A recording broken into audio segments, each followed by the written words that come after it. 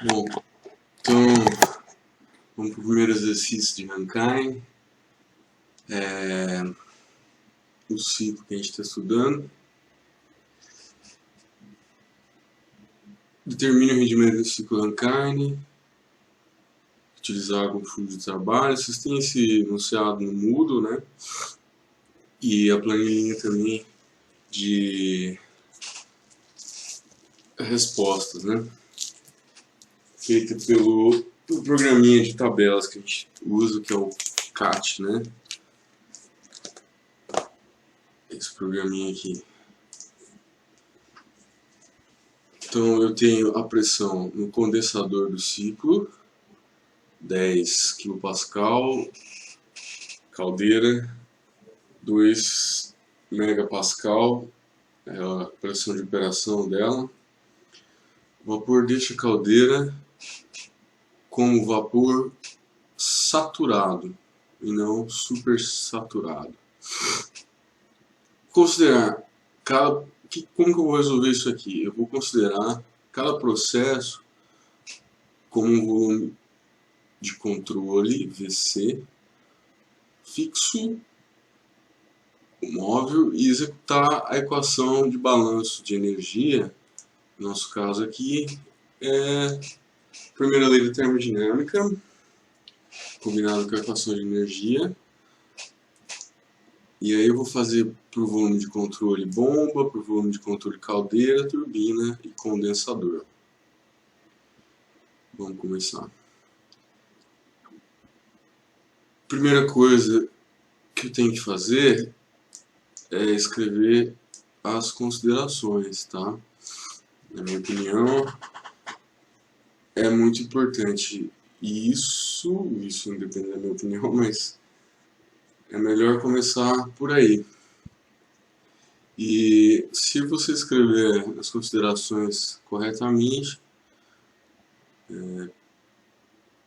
com certeza 20% do problema está pronto, então vale 20% da nota também. Então a primeira consideração que eu vou fazer é que o líquido condensado é incompressível, certo? Então, o que significa isso? Que a densidade, quando ele está na água líquida, não varia com a pressão. Então eu posso calcular o trabalho usando aquelas formulinhas lá que a gente viu na aula anterior. O ciclo não tem perdas entrópicas, é ideal, isso a gente discutiu o porquê e no que implica. Então, T delta S igual a zero. E o trabalho perdido por atrito, fricção, turbulência, em qualquer ponto é zero, porque isso também é perda entrópica, né? Regime permanente, tem tudo, por isso que a gente estudou todos os tipos de perda entrópica e por isso que a gente estudou tanto entropia e por isso que não vale a pena chegar aqui sem ter entendido o que é entropia. Tá. Terceiro, regime permanente, vocês devem lembrar também que não tem variação em relação ao tempo, fluxo de calor, energia, massa, etc. Nada varia em relação ao tempo. Regime permanente, eu coloquei para rodar o meu sistema, no caso aí, central de geração de potência, esperei o transiente inicial, esperei o ponto em que é válido a segunda lei de Fourier, e aí cheguei no ponto onde é válida a primeira lei de Fourier. Os fluxos de calor são todos constantes em relação ao tempo, e as vazões mássicas também são todas constantes em relação ao tempo. Então isso é fluxo permanente, regime permanente, né? Diferente do regime transiente, né? 4. Variações de energia potencial e cinética são desprezíveis em relação à ordem de grandeza dos fluxos de energia no ciclo. Então, aqueles termos da equação de energia, ρ, G, ΔH, que a gente aprendeu lá em mecânica dos fluidos, não usa, tá? Porque o valor do ρg ΔH perto dos valores de energia, calor entrando e calor saindo no meu ciclo de geração de potência, esses valores são insignificantes, tá? Assim como os valores de cinética, aquele UB ao quadrado sobre 2, eu posso ignorar. Então não preciso trabalhar com vazão, não preciso trabalhar com velocidade, não preciso pensar em que altura está a bomba, em que altura está o condensador para facilitar o cálculo que eu quero. Então ele não pede de nada aqui, mas o que ele quer, no fim das contas, é que você faça toda essa análise para chegar no rendimento do ciclo. Mas como é um exercício completo, ele quer que você faça toda a análise, né, de balanço, tá, para esse ciclo em termos de rendimento termodinâmico. Então vamos lá.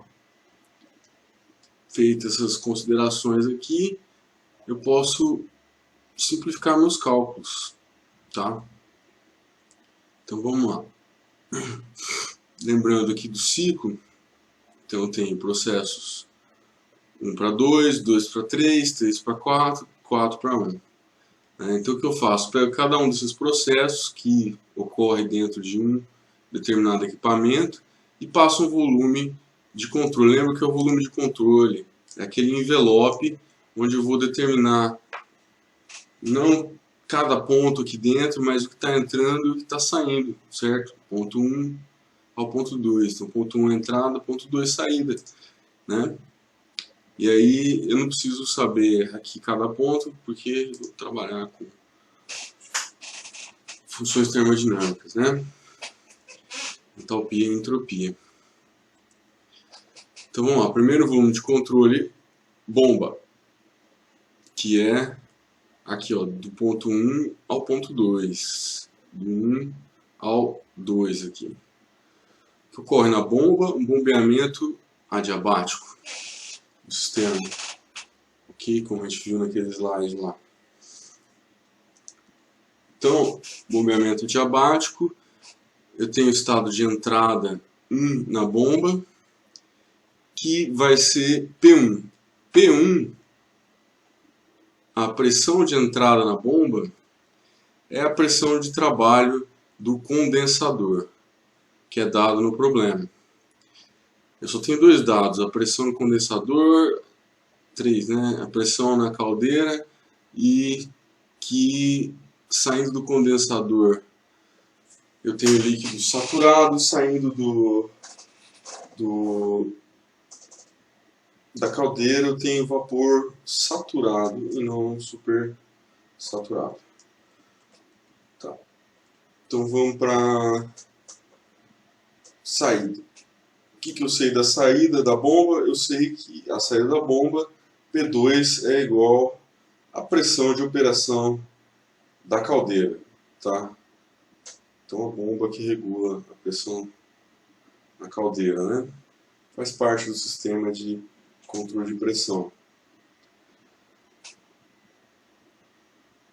Então vamos fazer a primeira análise, que é basicamente jogar as equações que eu vou usar para determinar o estado de cada volume de controle, no caso aqui, o volume de controle da bomba.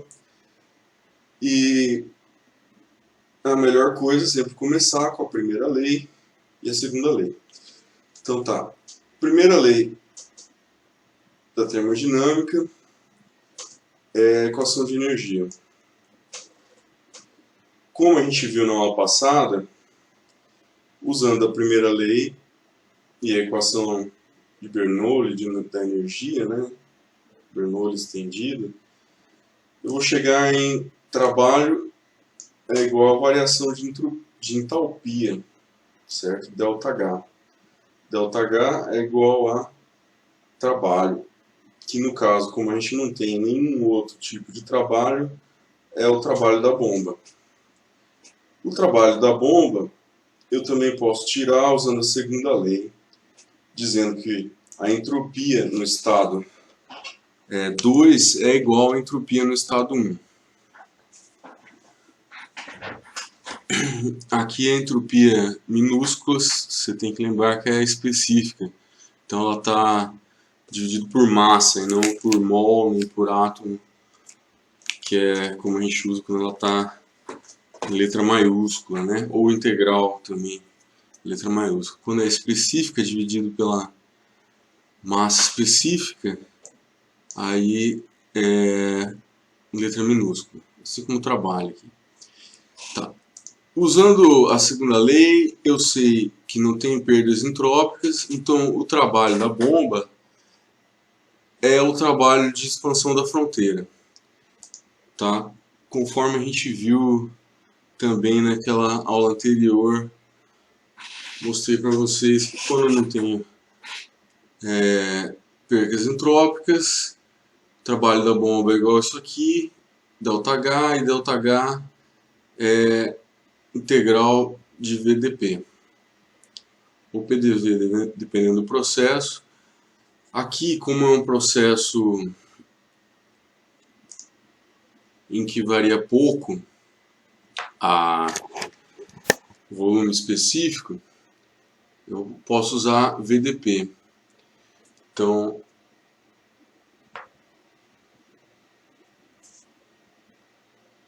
o que eu quero com essa análise? Determinar H2. Então é só jogar aqui, né? Achar o trabalho da bomba, acho o trabalho da bomba, substituo aqui, né? Pego H1 da tabela, tiro H2. Então vamos lá.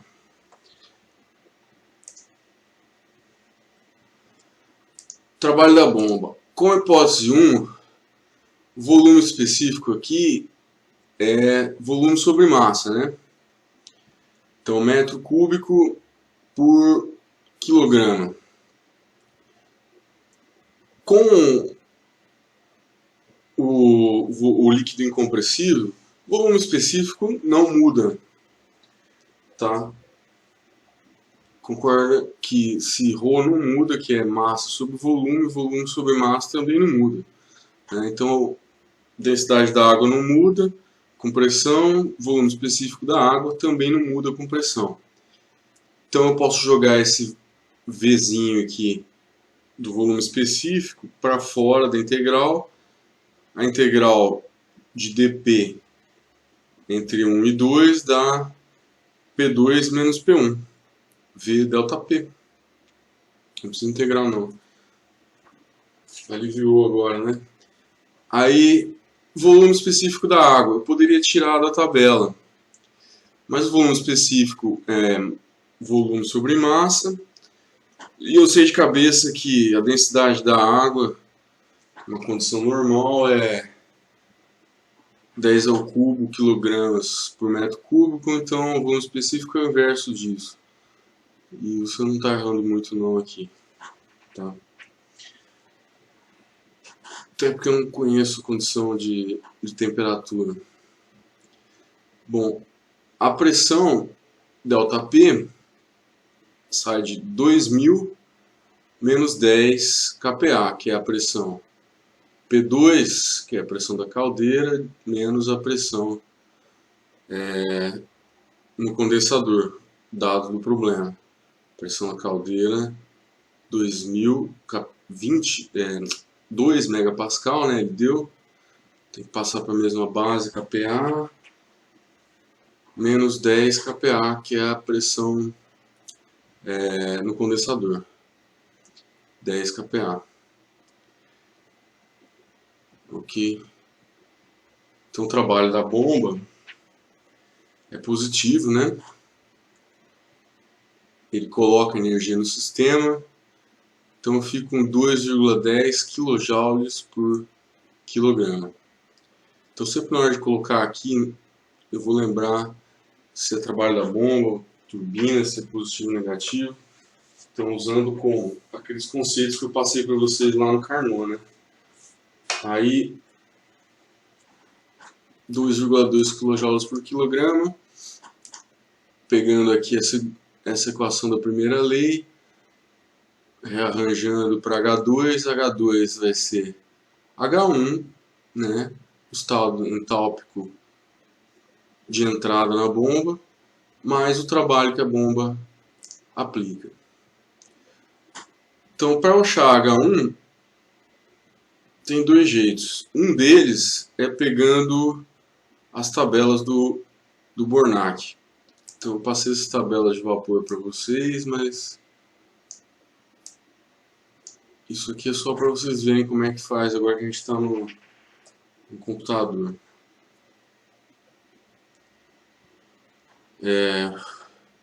Pego aqui a pressão de 10 kPa, que é o estado H1 que entra na bomba, que é a pressão do condensador. E eu só tenho aqui a pressão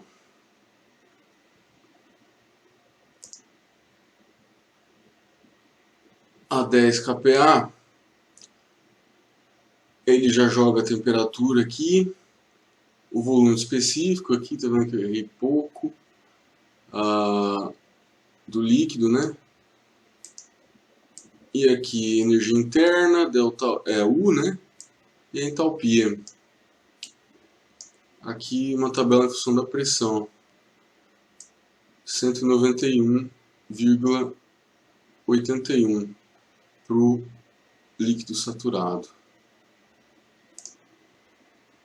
Tá, então eu jogo esse valor aqui como H1, somo com trabalho e tenho o valor de H2, kJ por quilograma.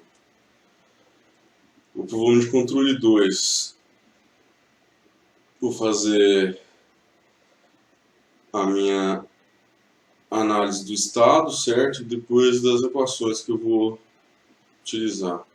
Então, o estado de entrada é o 2, a pressão na caldeira é conhecida, né?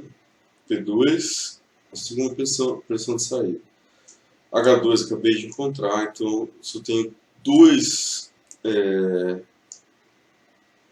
funções termodinâmicas de estado, duas funções de estado determinadas, eu tenho um estado determinado.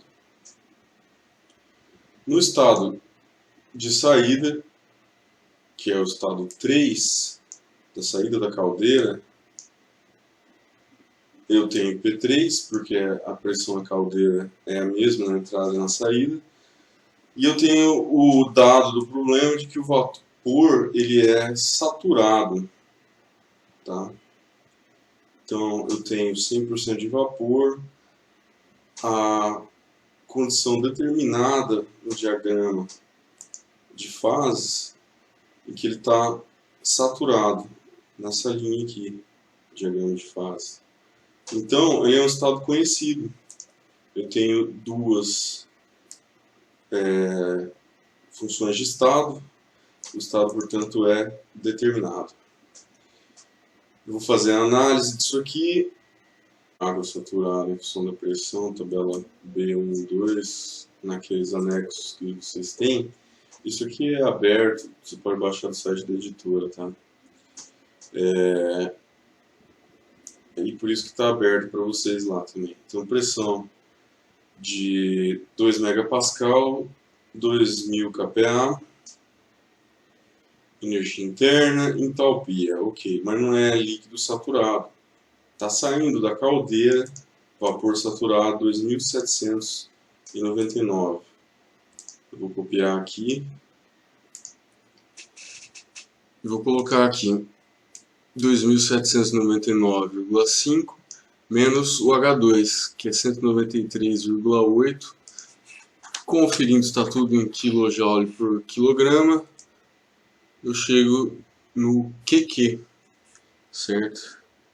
Que é a quantidade de calor fornecida na caldeira, tá? Para essa condição de operação. Aí eu vou para o volume 3, entrada, estado 3, que é o que está saindo da caldeira, né? saída, pressão 4, que é a pressão no condensador. No estado 3 eu tenho tudo dele, né? Eu tenho entalpia, eu tenho eu tenho não, tenho entalpia, pressão, vapor, saturado, certo? E no estado 4 eu tenho só a pressão. Vamos ver as equações que eu tenho disponíveis, começando pela primeira e segunda lei. Primeira lei. Trabalho da turbina é um trabalho de expansão adiabática reversível e, portanto, eu posso usar a mesma equação que eu usei para a bomba. Trabalho da turbina é igual a H3 menos H4. Da segunda lei eu tiro que S4 é igual a S3. Tá? Então, solução. Para começar aqui no caso da turbina. Então, vou começar pelo estado 1 aqui. No Computer Aided Thermodynamic Tables, seu software livre aqui. Não ocupa nada. Você já tem ele, há muito tempo a gente está usando. Então, vamos para o primeiro caso da bomba. Bombeamento adiabático. Processo 1 a 2. Eu posso escolher outras coisas aqui, mas eu vou escolher entropia constante porque é diabático, né? Agora entropia. O que eu tenho de entrada lá é a pressão no condensador e que o título é saturado. Então isso que eu vou usar de entrada aqui, né? Pressão e título. Pressão de tomada da bomba e pressão a montante da bomba 0,01, qualidade igual a 0. Pressão de título é na minha entrada. Minha saída é pressão da bomba, que é 2 megapascal. Confia lá. Pressão 2, pressão na caldeira.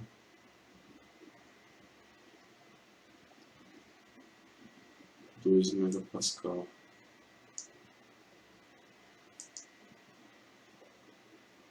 É só calcular. Processo 1 para 2.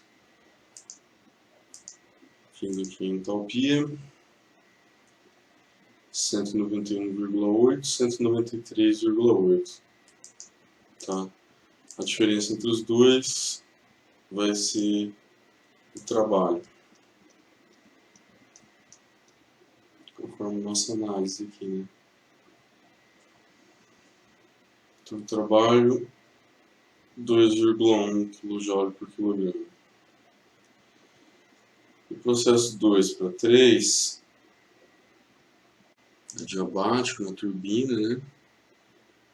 Entropia constante. Agora eu tenho os dados aqui que eu peguei da caldeira. Né? Dados de entrada, pressão e qualidade do vapor. Pressão de tomada da turbina, 2 megapascal, montante da turbina. Qualidade de vapor igual. A saída que eu tenho é pressão, que é mesmo do condensador, 0,01 megapascal. Tirando o valor de H3, ou eu posso pegar direto do meu CAT aqui, tá bem mais fácil. Então, H4 2007, H3 2800, já sai direto aqui, tá? H4 2007, H3 2800. O trabalho da turbina vai ser, como a gente achou aqui, ó, H4 menos H3, H3 menos H4, aqui em módulo,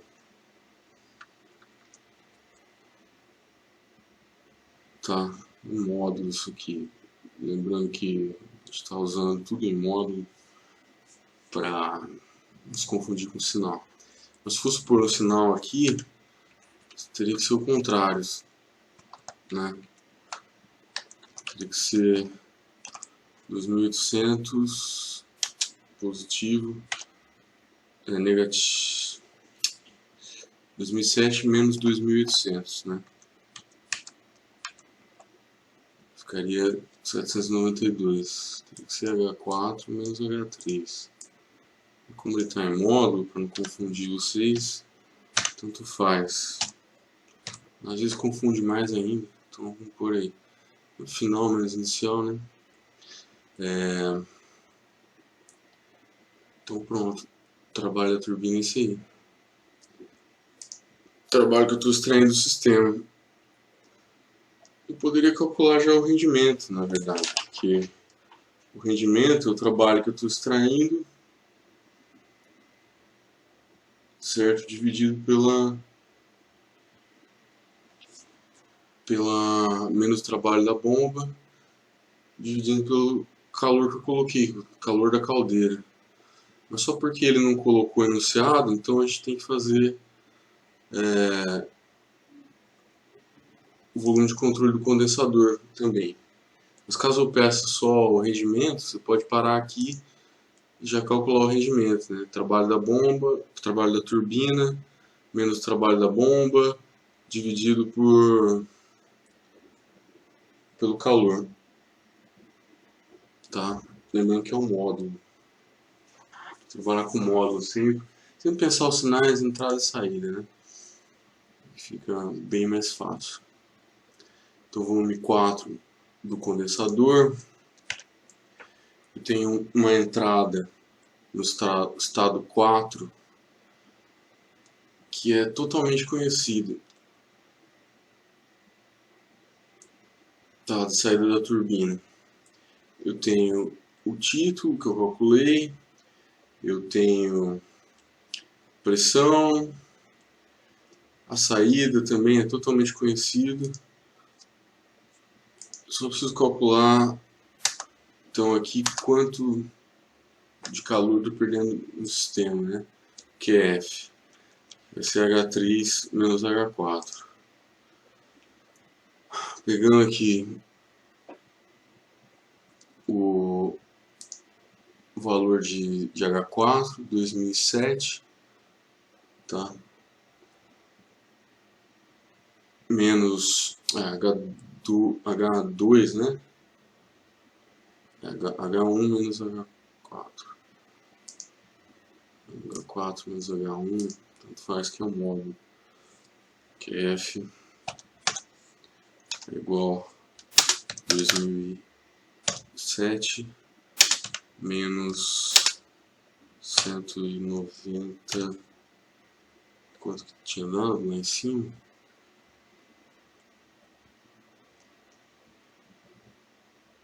E 1,81, que é o H1.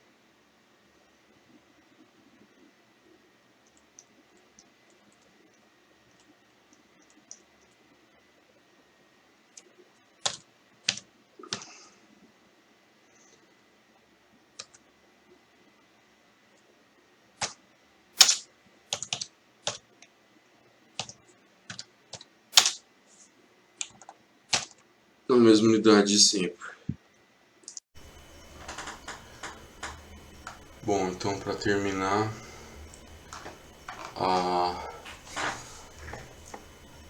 o exercício que a gente está trabalhando, o rendimento vai ser o trabalho que foi adquirido a partir desse sistema, dividido pelo pela energia que foi colocada aqui. Então, como nos casos de Carnot, eu posso pegar o trabalho adquirido como QQ menos QF sobre QQ.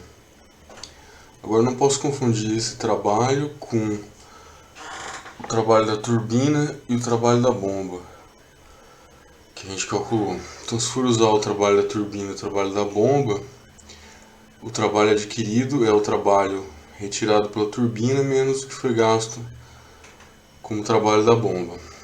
Então, o trabalho da turbina 792, que é o que a gente tirou no processo 3, o trabalho da bomba, que foi o primeiro que a gente tirou, dividido pelo QQ, que é o calor da caldeira. Ok? Se você fizesse QQ menos QF sobre QQ, calor da caldeira, menos do condensador sobre caldeira, daria o mesmo resultado, rendimento de 30% para esse ciclo.